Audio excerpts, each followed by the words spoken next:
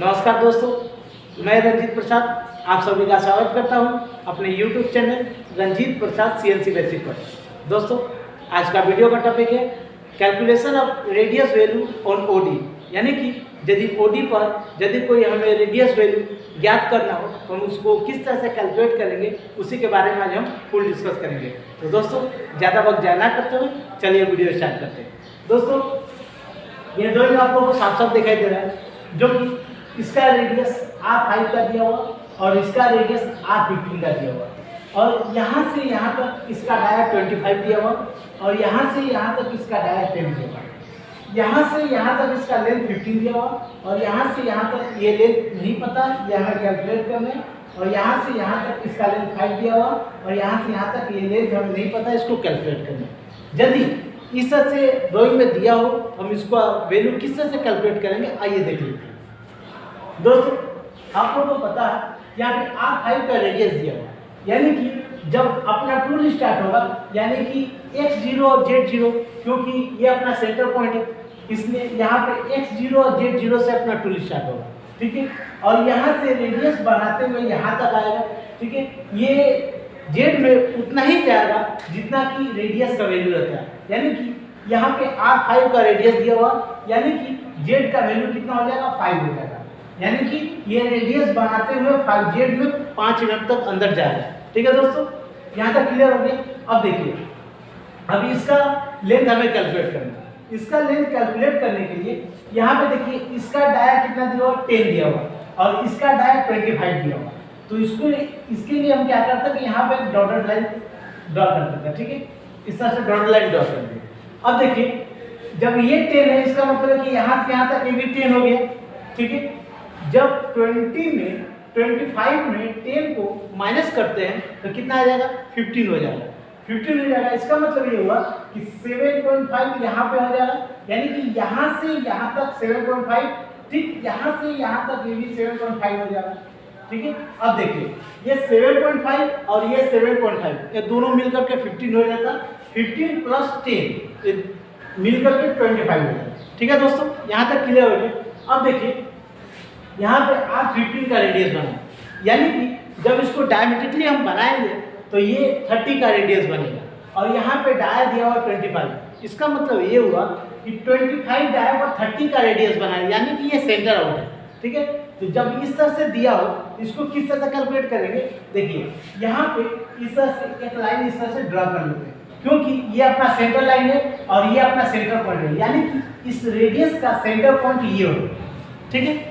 अब देखिए, यहाँ पे एक ट्रायंगल बनता हुआ आपको दिखाई देगा, ठीक है। ये एक ट्रायंगल बन गया। अब यहाँ पे R15 का रेडियस दिया हुआ, R15 में 7.5 माइनस कर देंगे, क्योंकि ये 7.5 ऑलरेडी ऊपर से निकल जाएगा, इसलिए 7.5 जो ऊपर से निकल जाएगा तो ये बचेगा कितना, 7.5 बच जाएगा, ठीक है।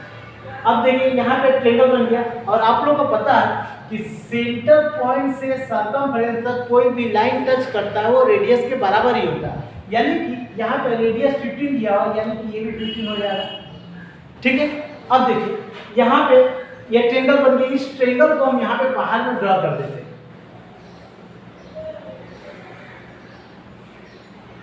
ठीक है। ये ट्रायंगल कुछ इस तरह से। अब यहाँ पे इसका वैल्यू दिया 7.5, ये हो गया 7.5, ठीक है, और ये हो गया 15, ठीक है। अब इसका नाम दे देते हैं ABC, ठीक है। यहाँ तक क्लियर है। अब देखिए, आप लोगों को प्रत्येक वीडियो में मैं बतलाया हूँ कि जब इस तरह से दो वैल्यू दिया हो तो आसानी से पाइथागोरस थ्योरम अप्लाई करके हम इसका तीसरा वैल्यू निकाल सकते हैं, ठीक है। अब यहाँ पे देखिए, पाइथागोरस थ्योरम अप्लाई कर, प्रत्येक वीडियो में मैं आप लोगों को पाइथागोरस थ्योरम बतलाया हूँ। पाइथागोरस थ्योरम का क्या फॉर्मूला होता है, लंबी भुजाओं का स्क्वायर इक्वल टू दोनों छोटी भुजाओं का स्क्वायर का योग। यहाँ पे लंबी भुजा क्या है, AC है, यानी कि AC का स्क्वायर कर देंगे, AC का स्क्वायर इक्वल टू दोनों छोटी भुजा। दोनों छोटी भुजा क्या है, पहला है AB, दूसरा है BC, यानी कि AB का स्क्वायर प्लस BC का स्क्वायर, BC का स्क्वायर, ठीक है। अब देखिए, यहाँ पे AC का वैल्यू कितना है, ये AC है, AC का वैल्यू कितना दिया, 15, यानी कि 15 का स्क्वायर कर देंगे। ठीक है, इक्वल टू ए बी का वैल्यू कितना है 7.5, उसको 7.5 का स्क्वायर, ठीक है, प्लस बी सी का वैल्यू हमें नहीं पता है, वो जैसे है वैसे रखेंगे, यानी कि बी सी जैसे है वैसे ही रखेंगे, ठीक है। अब इसका जब स्क्वायर रूट निकालेंगे, इसका जब 15 का स्क्वायर करेंगे तो ये कितना होगा 225 हो जाएगा, इक्वल टू 7.5 का स्क्वायर यदि करेंगे तो ये कितना होगा देख लेते हैं हम लोग। 7.5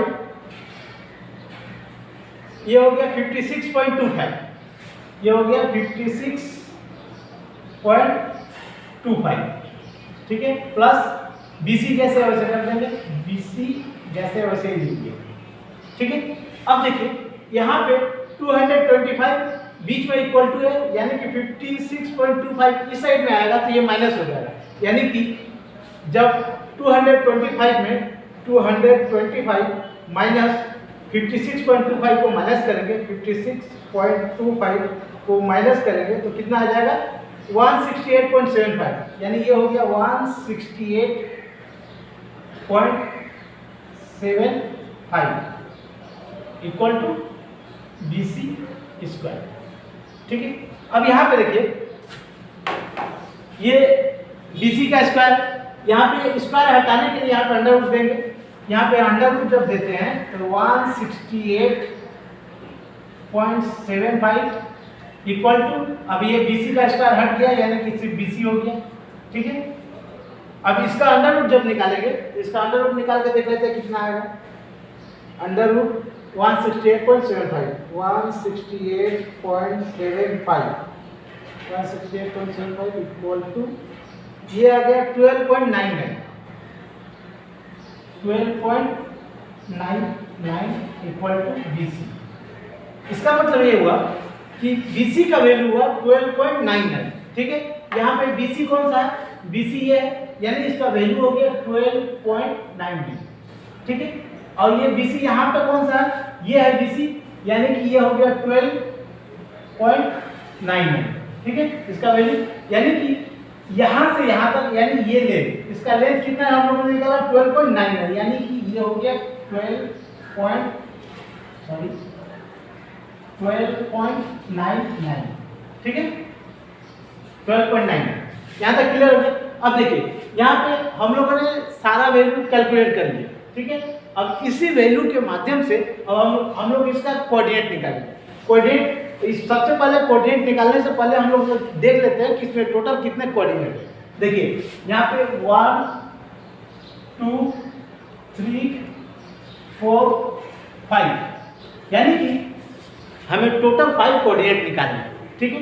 तो कोऑर्डिनेट नंबर 1 में, ये कोऑर्डिनेट नंबर 1 है, कोऑर्डिनेट नंबर 1 में x और z का वैल्यू 0 होगा, क्योंकि ये अपना सेंटर पॉइंट है, अपना टूल यहीं से स्टार्ट होगा, इसलिए x और z में वैल्यू 0 होगा। यहाँ पे देखिए कोऑर्डिनेट नंबर 1 में x का वैल्यू 0.0 और z का वैल्यू 0.0, ठीक है, यहाँ तक क्लियर है। अब नेक्स्ट, यानी कि कोऑर्डिनेट नंबर 1 से कोऑर्डिनेट नंबर 2 पर जाने के लिए यहाँ पे x का वैल्यू 10 हो जाएगा, क्योंकि इसका डाया 10 दिया हुआ, इसलिए कोऑर्डिनेट नंबर 2 में x का वैल्यू 10.0 और z का वैल्यू -5 क्योंकि यहाँ पे अभी हम लोगों ने कैलकुलेट किया था कि यहाँ से यहाँ तक इसका लेंथ 5 होगा, ठीक है, और टूल अंदर की तरफ जा रहा है, इसलिए इसका वैल्यू माइनस में होगा, ठीक है। यानी कि कोऑर्डिनेट नंबर 2 कंप्लीट हो गया, यानी कि टूल ऑफ कोऑर्डिनेट नंबर 2 पर पहुंच गया। और कोऑर्डिनेट नंबर 2 से कोऑर्डिनेट नंबर 3 पर जाने के लिए x का वैल्यू सेम रहेगा, क्योंकि x में कोई चेंज नहीं है, इसलिए कोऑर्डिनेट नंबर 3 में x का वैल्यू सेम रहेगा, यानी 10.0 और z का वैल्यू -10.0। अब z का वैल्यू 10 किस तरह का है, यहाँ पे देखिए ये 5 है और ये 5 है, ये दोनों मिलकर के 10 हो गया, इसलिए कोऑर्डिनेट नंबर 3 में z का वैल्यू 10 हो जाएगा, 10.0, ठीक है। तो कोऑर्डिनेट नंबर 3 पर पहुंच गया। कोऑर्डिनेट नंबर 3 से कोऑर्डिनेट नंबर 4 पर जाने के लिए x का वैल्यू हो जाएगा 25, क्योंकि इसका डाया 25 दिया हुआ, इसलिए कोऑर्डिनेट नंबर 4 में x का वैल्यू 25.0 हो जाएगा और z का वैल्यू -22.9 है। और -22.99 ये किस तरह से आप देखिए, ये 5 और ये 5, ये दोनों मिलकर के 10 हो जाता, 12.99 में 10 ऐड करेंगे तो 22.99 हो जाएगा, इसलिए यहाँ पे जेड का वैल्यू 22.99 कोऑर्डिनेट नंबर 4 में जेड का वैल्यू है। ठीक है, यहाँ तक क्लियर हो गया। यानी कि टूल अब यहाँ तक पहुँच गया कोऑर्डिनेट नंबर 4। अब कोऑर्डिनेट नंबर 4 से कोऑर्डिनेट नंबर 5 पर जाने के लिए x का वैल्यू सेम होगा, क्योंकि x में कोई चेंज नहीं है, इसलिए कोऑर्डिनेट नंबर 5 में x का वैल्यू 25.0 और z का वैल्यू -39.99। ये -39.99 किस तरह से आया, देखिए टूल ऑलरेडी 22.99, इसलिए यहाँ पे 22.99 और यहाँ से यहाँ तक इसका लेंथ 15 दिया हुआ, इसलिए इसमें 15 ऐड कर लिए। जब इसको ऐड किए तो 37.99 और जेड में -37.99 और ये 37.99 किस तरह से अभी यहाँ पे आप लोगों को कैलकुलेट करके बतला दिया।